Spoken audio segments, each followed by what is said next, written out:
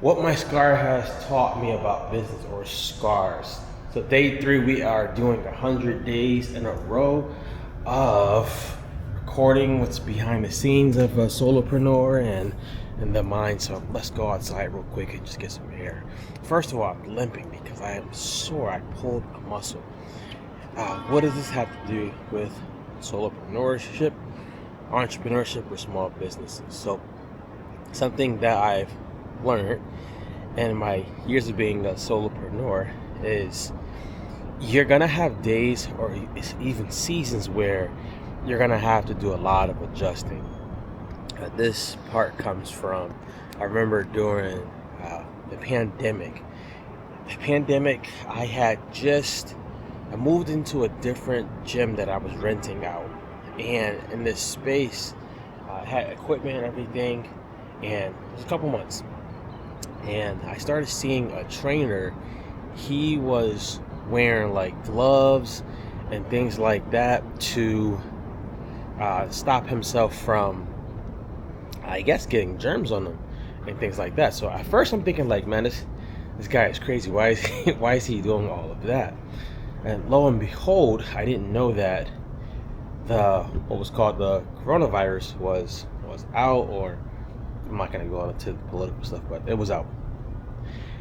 He's wearing the gloves and he's washing his hands extremely, and all of a sudden they start making note that the places in the States is starting to shut down. So my wife got called home from work. They told him, you can work from home until we say otherwise.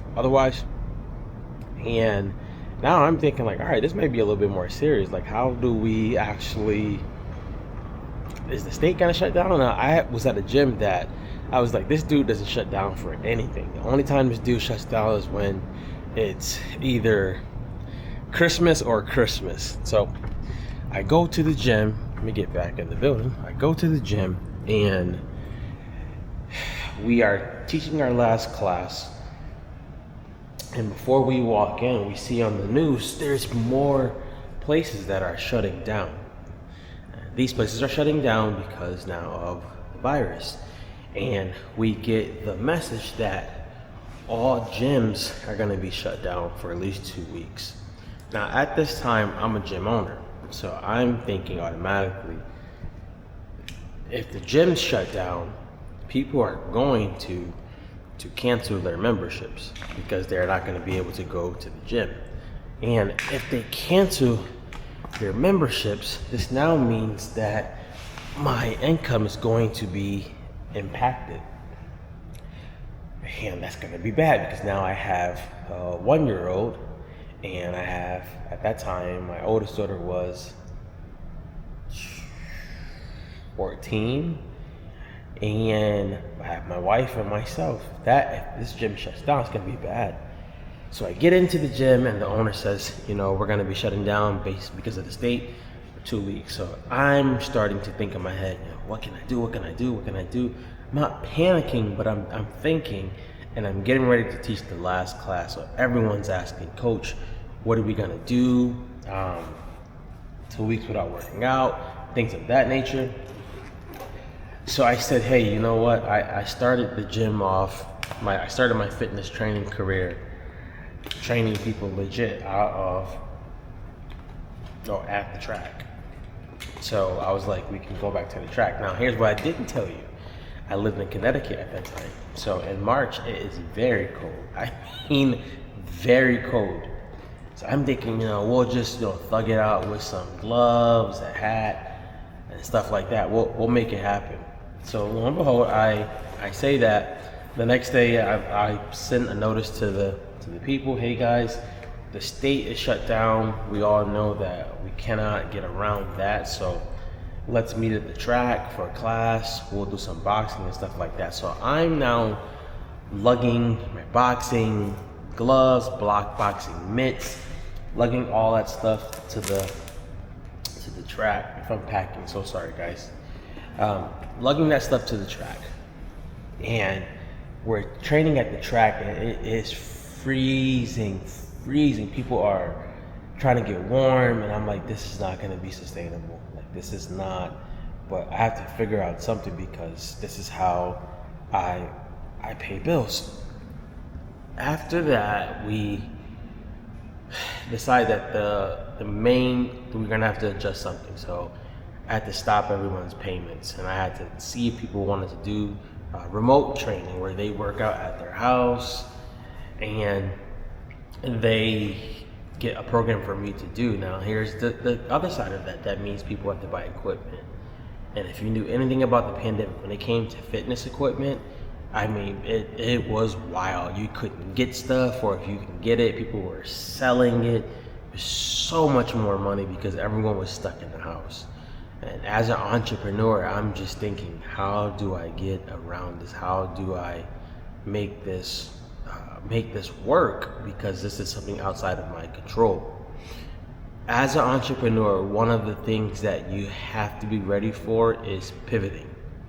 If you're not ready to pivot and you feel that everything is going to just be a linear pathway, do not become an entrepreneur. Part of the journey is pivoting, making adjustments, thinking on the fly, stopping some things, starting some things, making some sacrifices. So I said, you know what? I can't lose everybody. So I had started prior to that bringing some pieces of equipment to my house, to my garage at the time. Now, rewind, let me help you out so that it makes sense. Before I moved to the gym that I was at currently, I was renting space from a church, the second floor of a church. So we had our gym there. When we were moving to this new space, they had equipment, so I didn't need my equipment. So what I did was I sold a lot of stuff. I should have just kept it, but I sold a lot of stuff, and then I stored stuff in my garage. So I stored tons of horse stall mats.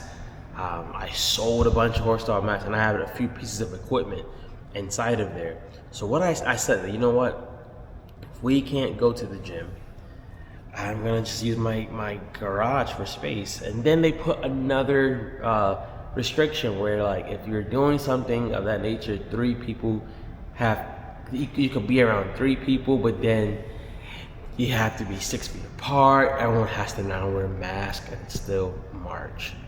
So I start by saying that, hey, yo, let's just start cleaning out this garage. So I'm cleaning out the garage. A good friend of mine, he comes, he helps me by bringing something to the dumpster, and we just start making the garage something. So I started off with 1 squat rack and a bunch of horse stall mats and like a leg press machine. So I invited people who wanted to come out, like, hey, this is the charge, it's a safe space. There's no heat right now because it's a garage, so you're gonna have to bring your jackets and stuff like that. And we made it start happening. And I remember as we started to train, I just started saying, hey, we can add a little bit more equipment and things like that where they can gonna fly. And then something crazy happens. The George Floyd murder happens. And this is where like I said, being an entrepreneur, you're gonna run into challenges. I'm training a lot of women of color, men of color, and I had some people who were Caucasian.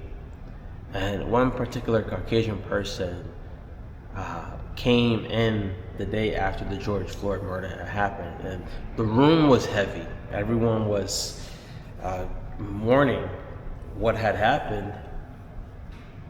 That still hurts a little bit. Everyone is heavy because we're thinking, you know, how much more are black people gonna have to keep taking, man, and how can they keep getting away with this stuff? So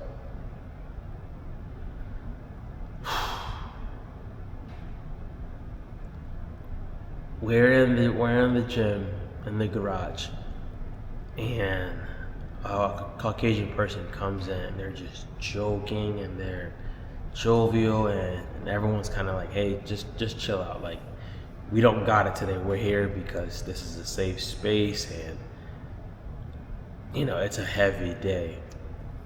As an entrepreneur, I couldn't just think about business that day.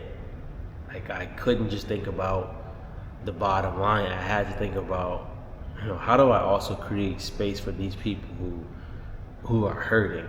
I've always approached being an entrepreneur like, yes, people say, it's not personal, it's business. I believe that part of it has to be personal, because I believe if we can't touch the depths of people's lives that we are consistently helping with, especially with a service-based business like training, when you're seeing them at their highest, at their lowest, at different times in their life, if we're not helping them to get through some things, then it's almost like, what are you really doing it for? If it's just money, you can go pick an easier profession. So the George Floyd thing happens, and the lady makes these, like, she's joking, she makes these remarks and things of that nature. Now that happens, and I just see a bunch of women of color just literally almost lose it on this person. And some way, somehow, they held their peace. They decided to be good, but I'm now being faced with, I'm training people in my garage. It's March, it's cold. I don't know if the gym's ever gonna open back up. And now I got people who are really hurting. And I have no idea what to do about any of this stuff. So as an entrepreneur, I'm feeling totally defeated. What would I have changed? Now I'll tell you later what I would have changed, but I'm feeling defeated. I'm going inside of the house. I'm depressed now because I can't control this, and then now I have tension with my wife. Being an entrepreneur doesn't excuse you from personal issues. And I can say this now, if you don't deal with your personal issues, it will show up in your business. It will show up in how you function, if it stops you, any of that stuff. So I have all this stuff going on, and I'm like, I gotta somehow keep this business going, when at this time, I probably should have just literally either changed the model drastically, or I should have just said, hey, we're gonna all take a break. I could have probably used the break as well. Being an entrepreneur, you don't normally see that warning light, or that flashing red light that's saying, hey, you might need to stop right now, because this could get worse on a lot of different levels, and you're not thinking about that, but it could get worse if you don't do something. So what do we end up doing? We end up getting through the March, the April, and things like that. We just keep building out the garage gym. But what was happening that I want to really help you guys understand, I'm trying to get around lighting that's not blinding my eyes. Let's adjust. Is, there we go. Learning to adjust, and learning when it's time to just say, hey, this needs to take a pause. We don't usually hear that as entrepreneurs, because we are taught to believe you don't pause, you don't take a break, because if you take a break, you're gonna lose momentum. But I should have taken a break at that time. With this adjustment also came trauma came up. So that's when I started therapy. That's when I realized how much stuff was bothering me, how much stuff was plaguing me. And I started realizing, I didn't know it before, but I started realizing how a lot of that stuff was actually seeping into how I ran my business. I didn't have amazing systems. I just kept thinking that if I If I build it, they will come. If I get amazing equipment, they will come. But I had to start realizing, like, hey, when you deal with human beings when it comes to transforming their bodies, you are going to run into some of their trauma. You're going to run into some of their personalities and all of that stuff. And you can't just keep chalking it up to, I'm just a trainer, do these reps, do these sets, and leave. Because people are going to just end up leaving. So adjusting at this time, my life is adjusting, the world is adjusting, the gym's adjusting, and I'm feeling strongly like maybe this entrepreneur journey is not for me. With all of these adjustments, I wish I would have asked myself some questions. A question I would have asked myself is, what will happen if you pause through? I don't think like the clients would have gotten mad at me to the point where they just said, you know what, he's being rude, because their lives had gotten changed too. You know, a lot of them started working from home. A lot of them started versions of online schooling or homeschooling because the schools weren't open. So people's lives were changing. And as a small business owner, I was seeing the changes, but I wasn't really leaning into understanding if their lives are changing and the world is changing, what could change for me to make it better for all of us? How can I create a win-win scenario? And I thought I did that, and in some ways I did. So I had the garage gym. We eventually put more equipment in there. We eventually, which is a whole different story. I'll just tell you the story. I had some work done inside of the garage. My garage had a regular garage door, but I went and bartered with somebody, and I went and I bartered with someone who's really, really great to put a door on the side of the garage, opening door so people can come in that door. I put some new lighting up and some things of that nature. So we're in the pandemic, right? I'm worried about building the garage gym because I'm thinking I can't lose my clients, and I'm not realizing I'm not reading the rooms. My wife asked me, hey, like, what are you going to do? Where are you getting the money from for the door and all that stuff? And I'm like, I bartered with somebody, don't worry, it's coming out of that. And she's like, so this person's gonna just put a hole in our garage.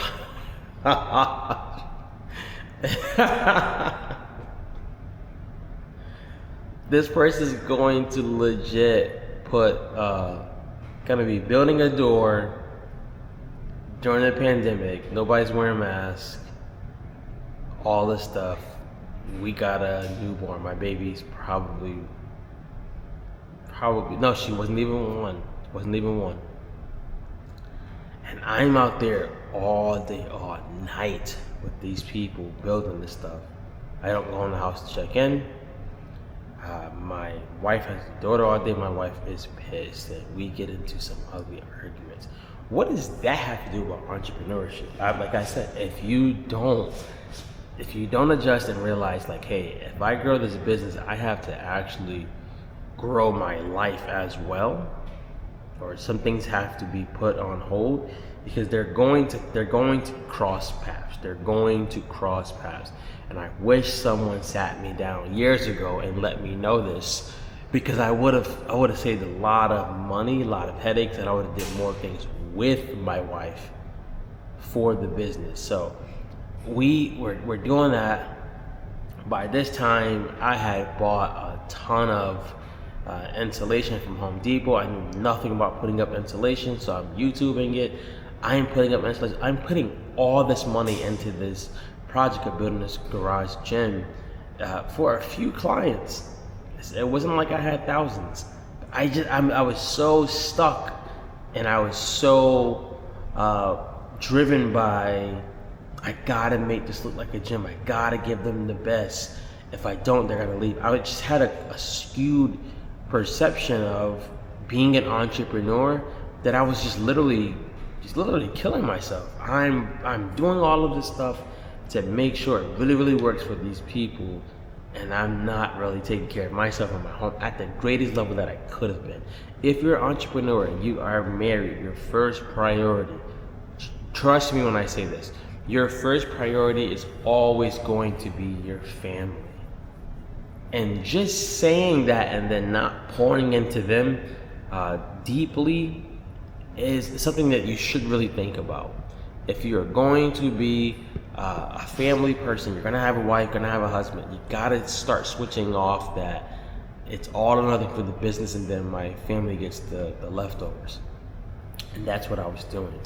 So I insulated, I'm building this stuff, I'm building the garage, and they're starting to like let up on the restrictions for us being outside. So I'm doing the garage, I'm doing some bigger classes at the we're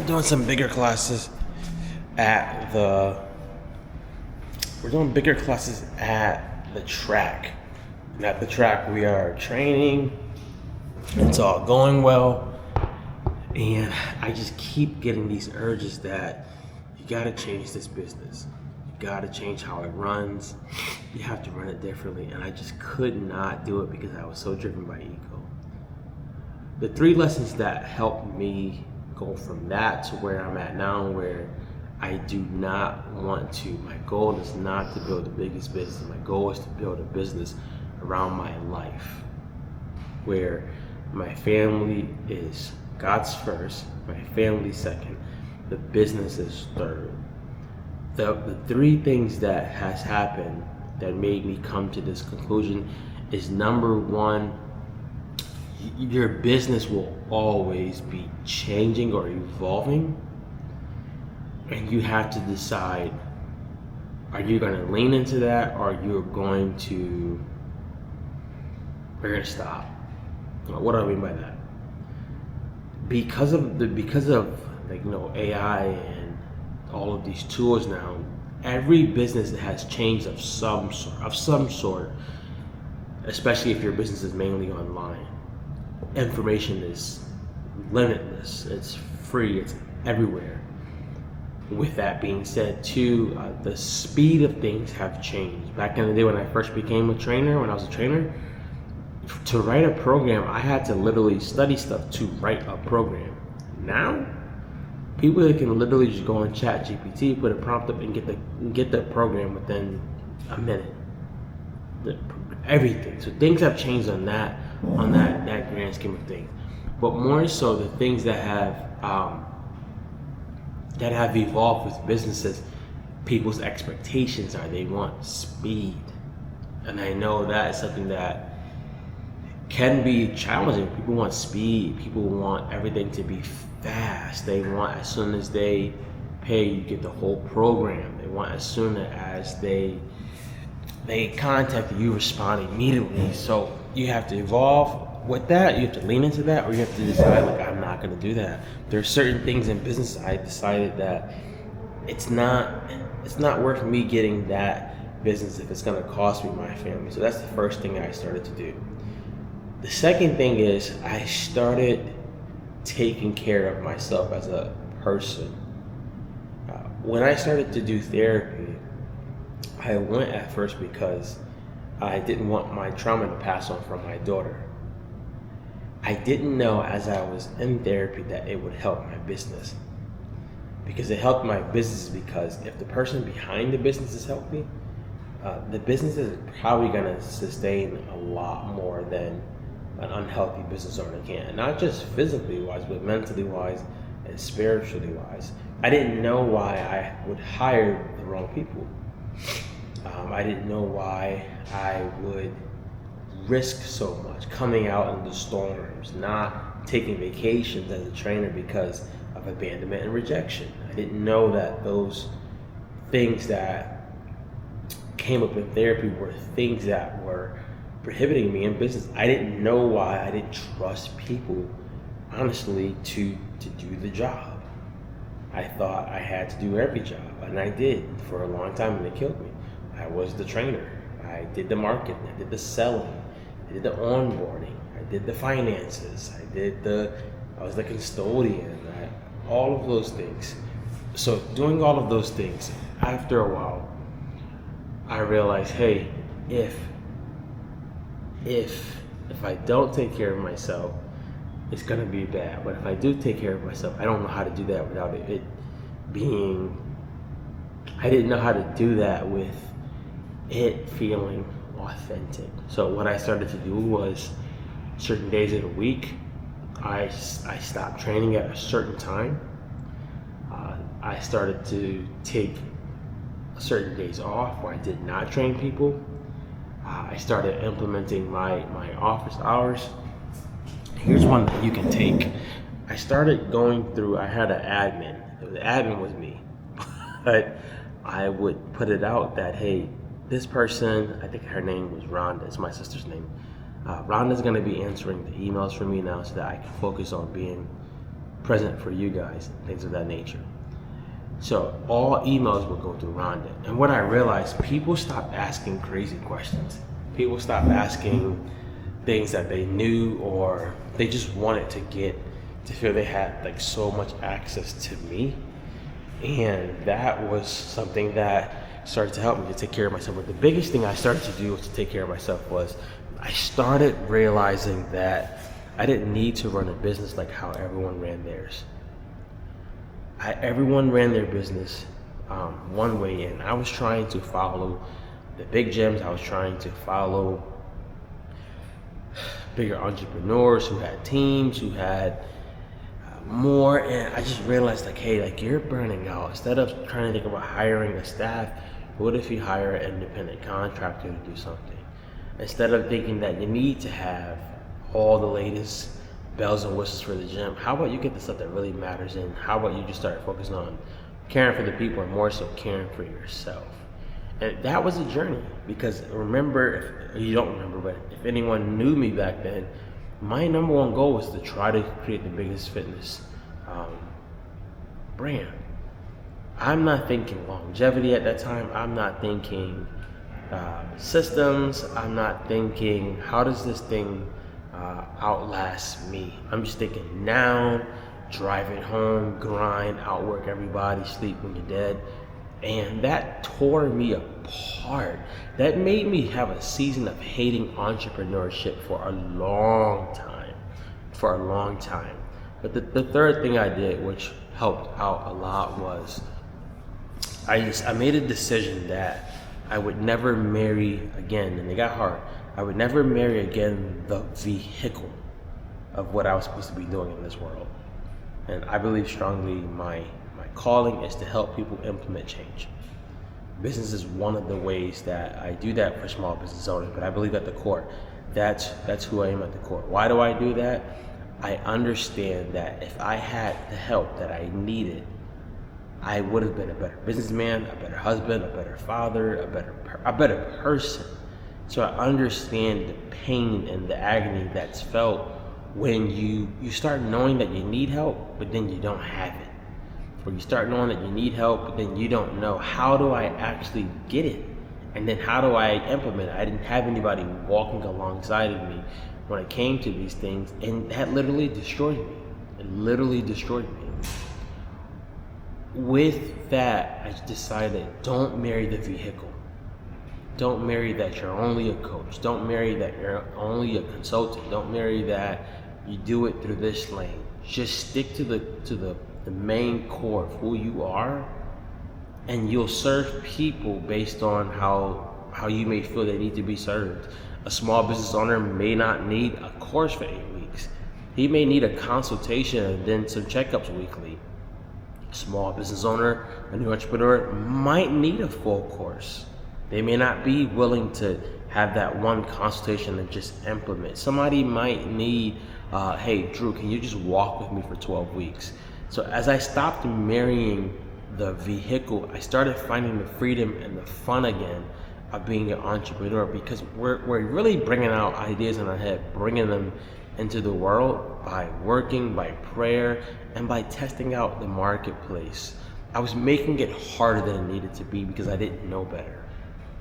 And on this journey of creating these 100 videos, is to show the entrepreneur who might not know better, or to even inspire the entrepreneur who's done it like I've done it or better, and made the mistake, to go share with the world, man. Because social media is making entrepreneurship look so appealing and so sexy, and people are getting blindsided when they realize it's gonna take some work. So if you need somebody walking alongside of you, you need a consultation, I'm gonna put a link in the show notes. Click the link, let's talk, let's get you to help. Be good, guys, be great.